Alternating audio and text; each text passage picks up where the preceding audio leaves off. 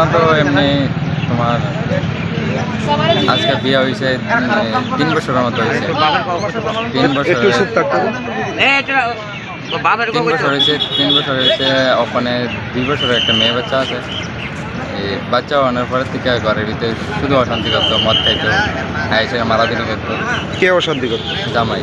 এবারে শাশুড়ি আছে লগে, এবারে একটা দেওয়ার আছে। দেওয়ারটা আছে না মানে অন্য শারীরিকভাবে ইয়ার লেগে জামাই যদি বাড়িতে না থাকে তো দেওয়ারটা গিয়ে সেটা অশান্তি করতো।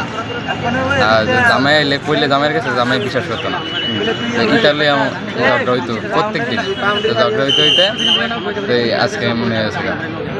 মানে আগুনটা লাগছে কিভাবে? আগুন লাগছে কিংবা আমরা তো বক্সনগর বাড়ি, তার বোন বিয়া দিয়েছি। মানে আপনাদের কি খবর দেওয়া হয়েছে? আপনাদের কি খবর দেওয়া হয়েছে? আমার বোনের শাশুড়ি আর শ্বশুর আমি ফোন করে কইতেছে সকালে 6টা 6:30 বাজে ফোন করে সেটা কইতেছে জিবি আয়ো। আর কি হয়েছে এবারে তাড়াতাড়ি আয়ো। এবারে মন্ত্রী শৈল আগুন লাগিয়ে দিছে। তারপরে আইসি আপনার বোনেদের জিজ্ঞাসা করছেন না? মানে একবারে কোনো কথা কোনের মতো কোনো যোগ্য নাই। জীবিত পাইছেন না? মানে একটু শ্বাস চলতে। কি মনে হয় মানে আগুনটা কিভাবে লাগতে পারে? আমার তো মনে হয় তারা লাগাইছে। তারা আজকে অনেকদিন ধরে এমন তোর মানে ইয়া চলতেছে, ফোন করে কান্দাকান্দি করে। আমরা মনে করে বুঝাই রাখতাম। জামাইরও আমরা অনেকবার ওয়ার্নিং দিছি যে এমন করলে গেলাম খারাপ হয়ে এসে, তারপরেও শুনছে না। এই ডেলি প্রায় তোমার বাড়ি করে খাওয়ান টাওয়ানো আনতো না। এই ফোন করে বোনের জামাইরে জিজ্ঞাসা করছেন নি কিভাবে লাগছে আগুনটা? বোনের জামাইরা ভাইছি না এসে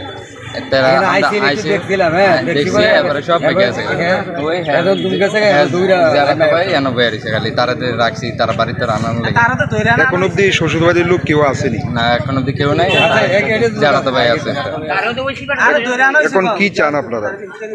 আমরা যাই মানে বিচার ভালো লাগে। কত বছর আগে বিয়ে ছিল? 3 বছর। জামাইয়ের নাম কি? চন্দন দেবনাথ। আর আপনার বোনের নাম? মন্টি দেবনাথ। বাড়ি কোন জায়গায়? বাড়ি আমার বাড়ি বক্সনগর। আর বোন বিয়া দিছি চড়িলাম পরিমল চৌন। থানা কোনটা? আমরা এটা হচ্ছে বিশাল বিশাল।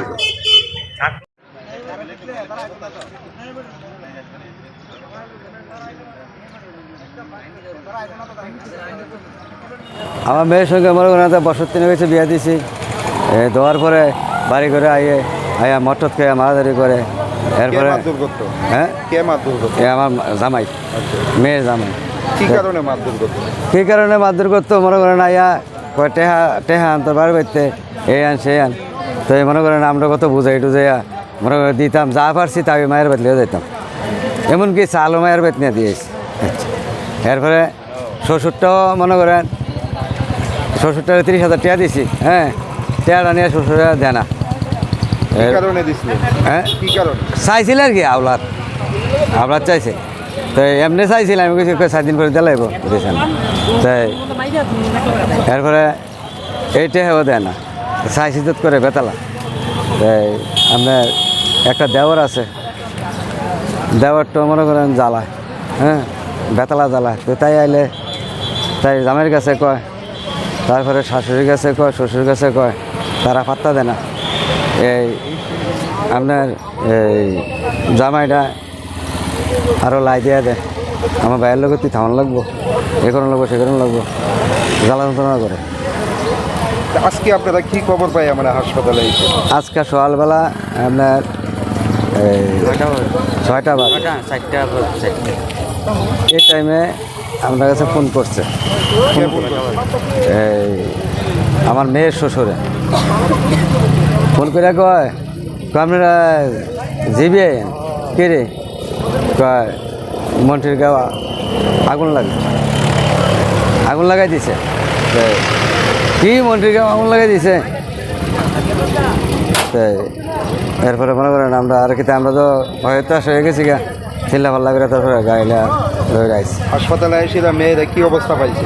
মেয়েরা হাসপাতাল আয়া মেয়ের কোনো কথা পাইছে না, মিশা কথা কইতাম না, কোনো কথা পাইছি না, মেয়ের লোক কথা কইতাম পারছি না।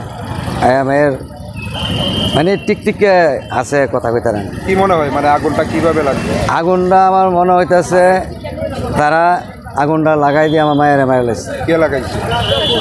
এটার লোকে জড়িত থাকবো জামাইও আমার এই যে